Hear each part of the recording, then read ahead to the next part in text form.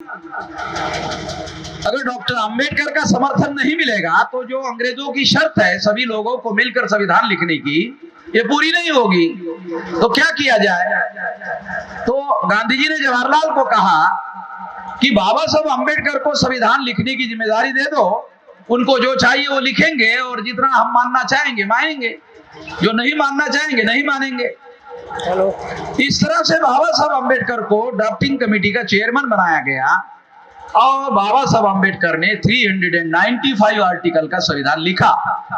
इस संविधान में schedule caste, schedule tribe, OBC और माइनॉरिटी के लिए 63 आर्टिकल लिखा। 395 में से 63 article SC, ST, OBC, minority के लिए लिखे।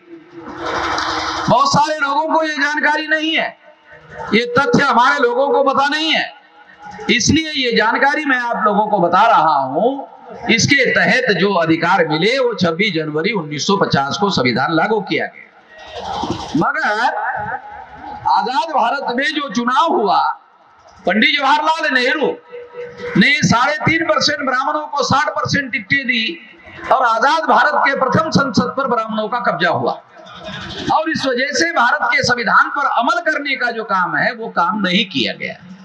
इस वजह से साथियों मैं आप लोगों को बताना चाहता हूं कि संविधान पर अगर अमल किया गया होता तो देश में डेमोक्रेटिक रिवॉल्यूशन आ गया होता, मगर वो अमल नहीं हुआ। वो अमल क्यों नहीं हुआ? क्योंकि हमारे लोगों के रियल रिप्रेजेंटेशन पार्लियामेंट में नहीं। जो शेड्यूल कास्ट और शेड्यूल ट्राइब के 131 मेंबर पार्लियामेंट चुनकर जाते हैं वो नॉमिनेटेड रिप्रेजेंटेशन है, नामधारी प्रतिनिधि है। अब ये नामधारी और नॉमिनेटेड का भी अर्थ आपको समझ में नहीं आएगा।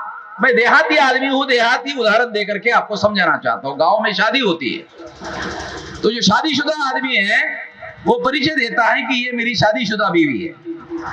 तो जो दूसरा आदमी है वो पूछता है कि ये जो औरत खड़ी है ये कौन है, कहाँ है, ऐसी रखी हुई है, ये जो औरत है ये ऐसी रखी हुई है। तो इस तरह से जो हमारे नॉमिनेटेड रिप्रेजेंटेशन होते हैं वो ऐसे ही रखे हुए होते हैं। रखे हुए समझते हो? ये ब्राह्मणों के रखे हुए होते हैं, क्योंकि बीजेपी ब्राह्मणों की पार्टी, कांग्रेस ब्राह्मणों की पार्टी, तो वो पार्टी जिनको नॉमिनेट करते हैं वो उनके हाँ में हाँ मिलाते रहते हैं। किसी शेड्यूल कास्ट, शेड्यूल ट्राइब के एमपी ने पार्लियामेंट में कोई बिल रखा हो, कोई कानून बनाया हो, ऐसा कोई उदाहरण है? जबकि कॉन्स्टिट्यूशन में बाबा साहब अंबेडकर ने अधिकार दिया है, किसी ने नहीं किया। अरे ये तो बहुत बड़ी बात है, पार्लियामेंट में बोलते ही नहीं है। बाबा साहब अंबेडकर ने इन लोगों का अनुभव बताया कि ये लोग पार्लियामेंट में क्या करते हैं, ये एससी और एसटी के एमपी क्या करते हैं। तो उन्होंने अंग्रेजी में कहा they are opening their mouth only for yawning, यानी वो जमाई देने के लिए मुंह खोलते हैं, अन्यथा मुंह ही नहीं खोलते। अब जमाई आदमी क्यों देता है? वो नेचुरल कॉल है, इसलिए जमाई देने के लिए मुंह खोलता है। अन्यथा बोलने के लिए किसी एमएलए एमपी को पार्लियामेंट में हमारे लोगों को बोलने नहीं दिया जाता। जब बोलने का ही अधिकार नहीं है तो मैं आपको यह बताना चाहता हूं कि हमारे इलेक्टेड रिप्रेजेंटेटिव को बोलने के अधिकार से वंचित कर दिया गया। इसका मतलब है हमारे चुने हुए प्रतिनिधियों को इन लोगों ने अपनी व्यवस्था में गुलाम बनाकर रखा। अगर उन्होंने हमारे चुने हुए प्रतिनिधियों को अपनी व्यवस्था में गुलाम बनाकर रखा, आजाद भारत में एमएलए एमपी को गुलाम बनाकर रखा, तो हमारे जो आम लोग हैं उनकी कोई औकात है? जब उन्होंने हमारे एमएलए को गुलाम बना के रखा, हमारे एमपी को गुलाम बना के रखा, तो हमारे आम आदमी की कोई औकात है? इस वजह से हम लोगों ने हमारा इंडिपेंडेंट आंदोलन सारे देश भर में खड़ा किया। बाबा साहब अंबेडकर ने जो आंदोलन चलाया, इस आंदोलन के वजह से जो हक और अधिकार हमारे लोगों को मिले, उससे पढ़ा लिखा वर्ग पैदा हो गया, विद्यार्थी पैदा हो गए, नौकरीदार पैदा हो गए, आईएएस हो गए, आईपीएस हो गए, अधिकारी हो गए, पदाधिकारी हो गए, एमएलए हो गए, एमपी हो गए। ये सारा का सारा तो बाबा साहब अंबेडकर का लड़ाई से हासिल किया हुआ अधिकार है।